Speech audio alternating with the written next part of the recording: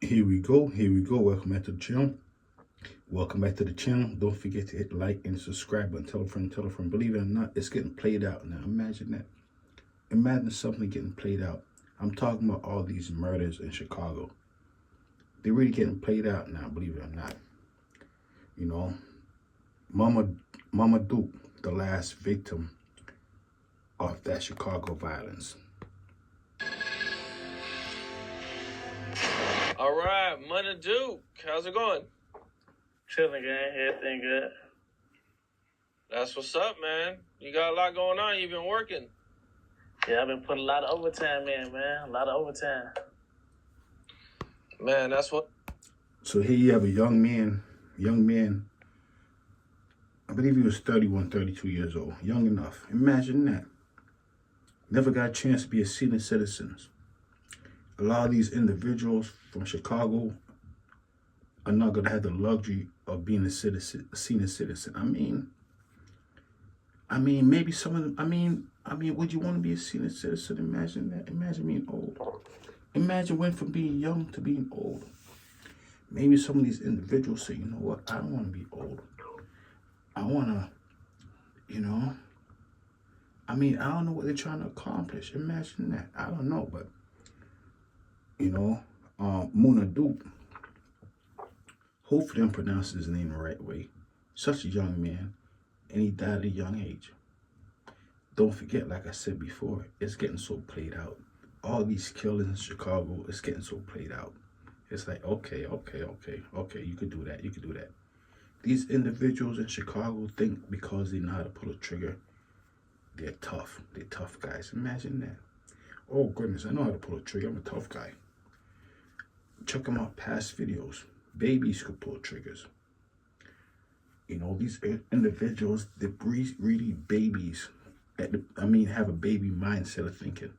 Imagine that. Imagine having a baby mindset of thinking. Okay, I just go pull a trigger and that's it. I'm tough. How are you tough? Because you know how to pull a trigger when a baby knows how to pull a trigger. But I don't know. It's crazy though. But unfortunately, this young man is no longer here. I thought we'd kind of get into your whole story and get to know you a little bit better for the people who might not know. I think everybody probably knows you're from O Block and out of the south side of Chicago. But can you kind of paint that picture for me, like what it was like for you growing up and the struggles you went through and, everything you've seen? Chicago is a beautiful place. Everyone knows that. It's actually one of the top major cities in America. But a small section of Chicago, there's individuals who live in projects. Well, not all of them that live in projects, but O Block, for example, that's a project where most individuals who reside there are down and out individual financially. I could be wrong, but that's what I heard. Who did I hear from? I think I heard it from Taste. Doesn't matter who I heard it from. I'm gonna tell you who I heard it from in a second. It was who was it? It was somebody from Chicago. I'll let you know his name in a second. So you have most of these individuals stuck in the Section 8 apartment complex. Mothers, I don't believe the mothers are allowed to have the fathers living with them. That's what comes along with having Section 8. I don't believe you can have the father live with the mother. Maybe if they're married. I'm not certain how it works exactly. I've never been on Section 8 before, but I believe you have to be like down and out in order to obtain it. They said a whole lot of individuals in O Block is on Section 8. And it's like, so basically there's a whole lot of single mothers in O Block who's on Section 8. As I said, I don't believe the fathers are allowed to be there. I could be wrong. I said I've never been on Section 8 before. But the point of the story right here is like these individuals from the projects from O Block, I guess they're living a rough life because they're saying, okay, I'm from the projects, because they don't know their fathers, because I said I don't believe their fathers is allowed to live with them, or a lot of times their fathers is in jail or dead. But the point of this video right here, there's a reason why, You know, Duke, you know, got unalive. You know, I'm quite certain individuals who probably did this to Duke, they probably lived in projects. Imagine that. Don't forget these individuals from Chicago, you know, who's from the projects did. I mean, let's get back to the story. I went through a lot growing up, you know, as far as like jail, losing people, casualties. It wasn't easy, I can tell you that, you know. Went through a lot of struggles, but it made me the man who I am today, you know what I'm saying? Were you born into O Block, or did you move there at some point? Like, how did all that happen for you? So I said O Block for some reason is a projects. King Von made it popular. I mean, I guess sometimes you have to be happy and proud of where you're from. But the projects is set up so similar like a jail system. Brick walls, brick hallways. You just basically in the bricks. You're not like in wood, like in a house. So these individuals grew up in the projects and they went straight to jail. You know, Munna, Durk right here, he was in and out of jail his whole entire life. Believe it or not, they said if he was in, he would have had a bit. Well, let's not get into it. But he was in and out of jail his whole life for the most part. At least once he started going to jail, and I believe this is the longest period of time that he was ever free when he met his demise. Unfortunately, being behind the bars for a lot of these individuals in Chicago being locked up is the safest place for them. I'm not certain why they want to live the life they want to live, but they do. Imagine that. I mean, let's get back to it. No, I was in that area, like in that vicinity, you know what I'm saying? And once my project got too down, I kind of moved right there, you know what I'm saying, to O Block when I was kind of like a kid. Okay. Those projects got torn down in Chicago. I forgot the name of it. It was so popular. They tore it down because those individuals who live in those projects was committing crimes and doing violence, and they were just corrupt. Don't forget, these projects was built up, and they were so beautiful when they was first built up.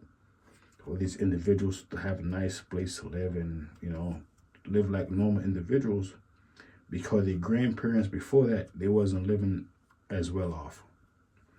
But these individuals don't really care about how their grandparents live. They live, I don't know, let's not get into that. But these individuals are from the projects.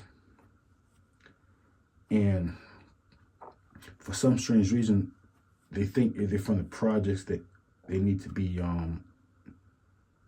tough guys. Imagine that. So what end up happening of being a tough guy, they go to jail or they pass away.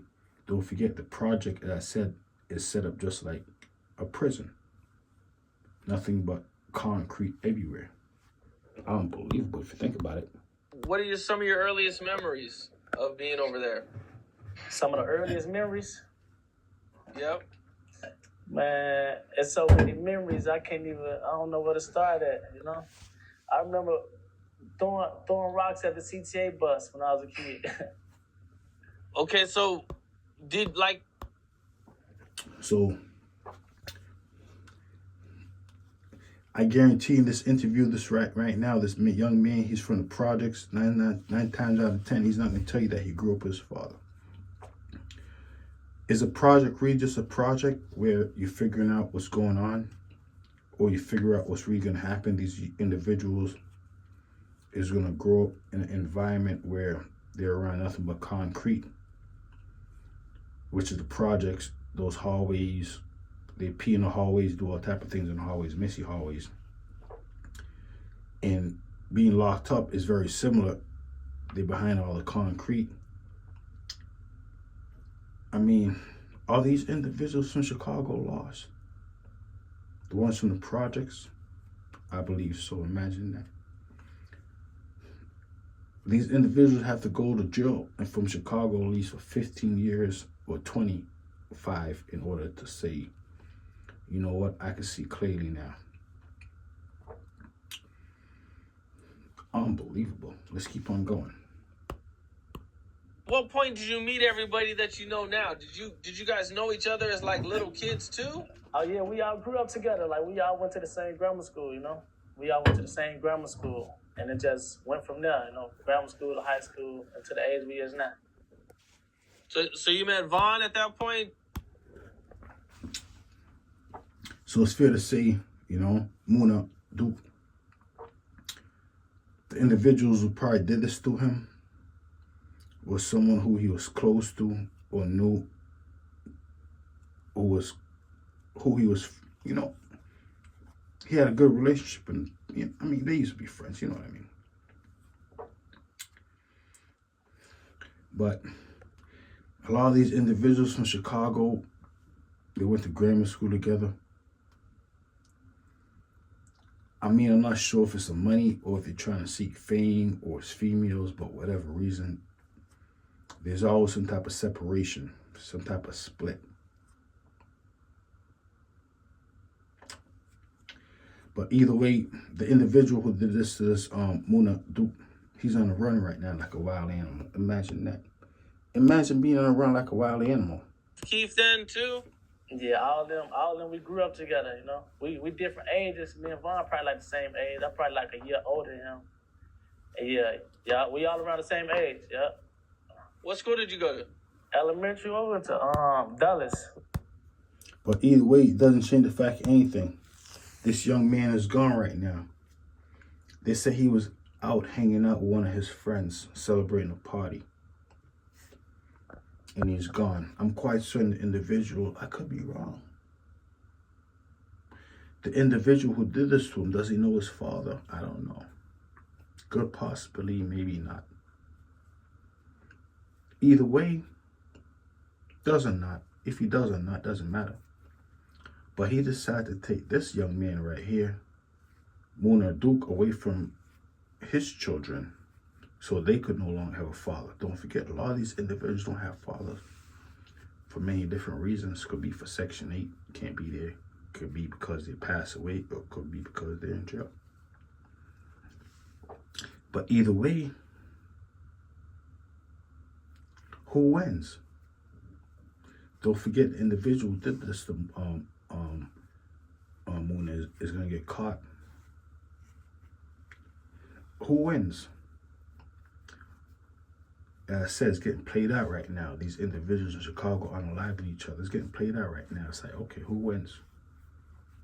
I mean, is there a trophy that you get?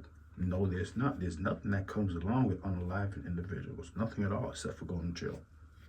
That's what I'm trying to figure out. Who really wins? It's unbelievable if you think about it. Yeah, 11, some shit like that. Nah, you know, we all grew up living together. good when he was free.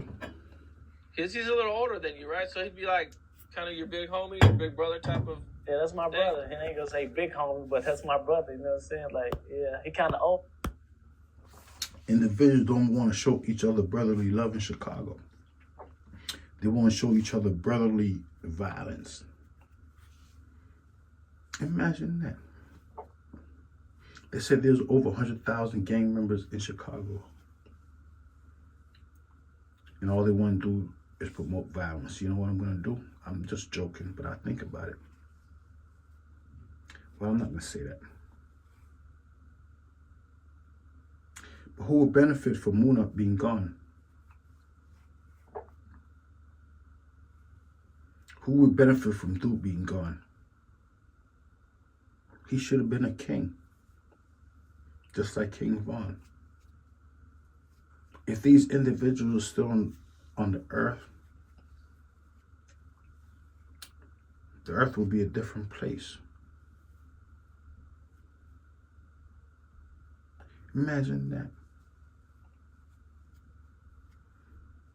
I'm just talking. Be a different place, meaning, I mean, they said King Vaughn was a bad guy. They said Munna was a bad guy. Imagine that. That's what I heard. I have to admit, he was talking about violence in his rap songs. Talking about unaliving people. Is the world a better place because these individuals are gone because they're violent? I don't know.